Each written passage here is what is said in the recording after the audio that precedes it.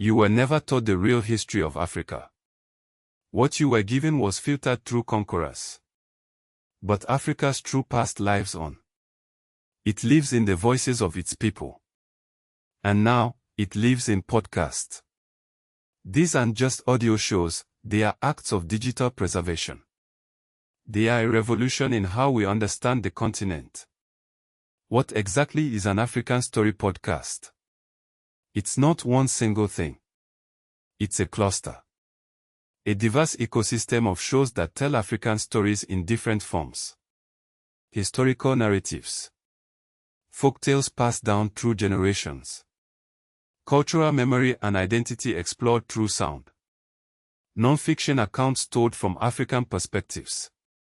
Think of African Stories on Spotify.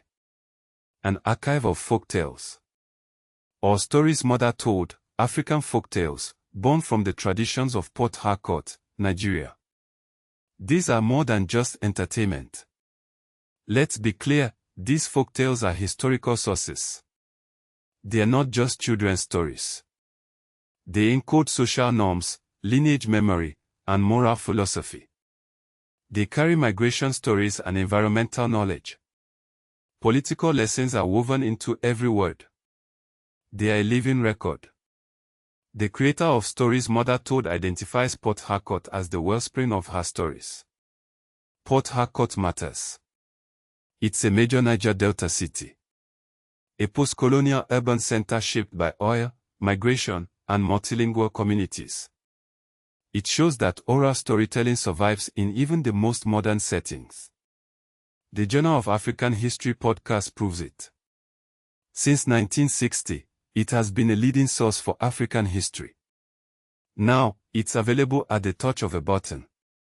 For centuries, African history was filtered through outsiders. Colonial administrators. Missionary archives. European travel writers. Even apartheid-era censorship.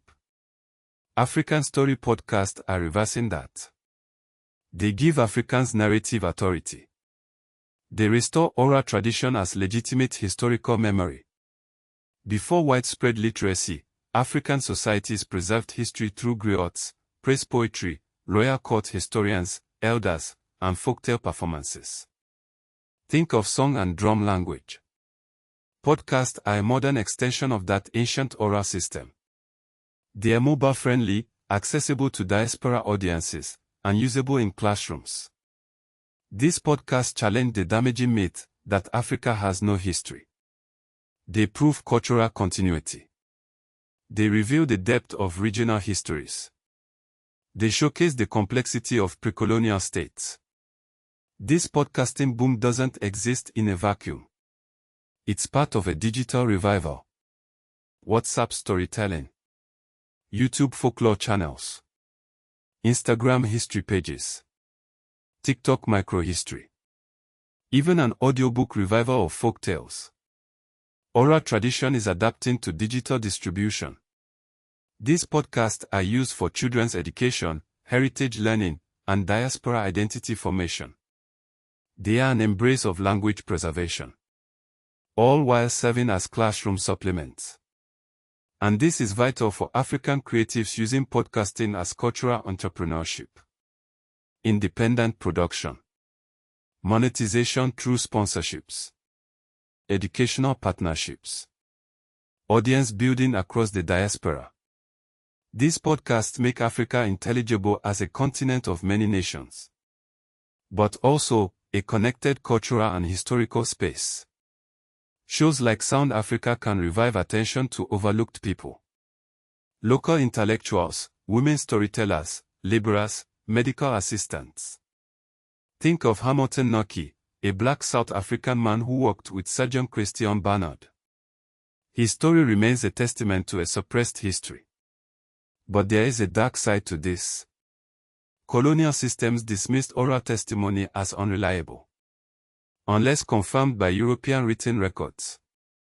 This resulted in the loss of indigenous historical authority, in distorted timelines, in the erasure of local political systems. Think back to credit and recognition. It was often denied to Africans. The example of Hamilton Noki is not an isolated case. It reflects broader inequities in who is credited in African and global history. Who owns these stories? Is one version more authentic? Is a podcast faithfully representing a tradition, or flattening it into entertainment? These are the questions we must ask. What gets podcast is influenced by language choice, sponsorship, and audience expectations. That means some stories are amplified, while others remain underrepresented. African Story podcasts are the digital continuation of Africa's oral historical tradition. They are preserving folk tales. They are reclaiming erased histories. And they are giving Africans narrative authority in their own voices. It's time to listen. It's time to unlearn. And it's time to demand the full, unfiltered story of Africa. Because the stories we tell shape the world we inherit. And for too long, those stories have been told by everyone but Africans themselves. What stories do you think have been deliberately suppressed?